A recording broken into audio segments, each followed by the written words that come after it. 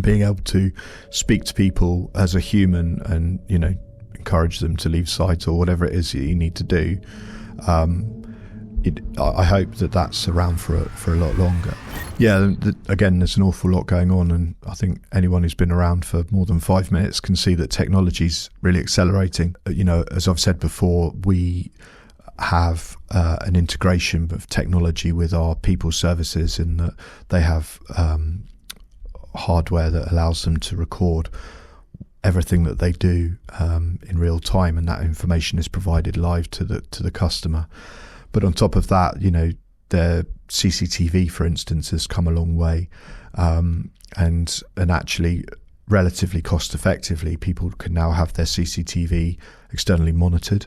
So rather than it just recording, which isn't actually that much help because criminals know that they're not going to get caught by CCTV, they just wear a hood and a baseball cap, and that's that answered.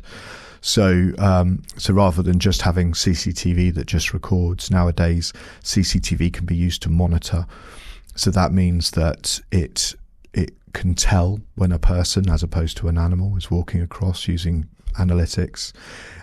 It can highlight specific issues, much more kind of focused issues than just generally noticing movement, for example. That is fed back in real time to an alarm receiving centre or a remote video receiving centre, who can then bring up the image and make a decision.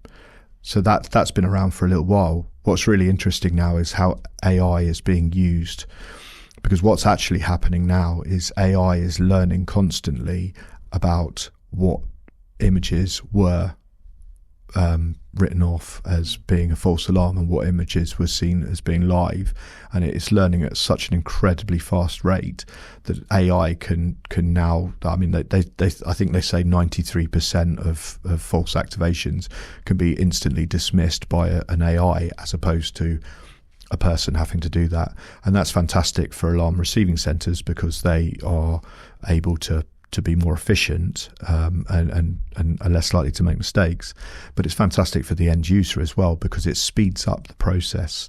And the faster that you can recognise that something is being done that shouldn't be being done, the faster you can get a response out and mitigate the problem.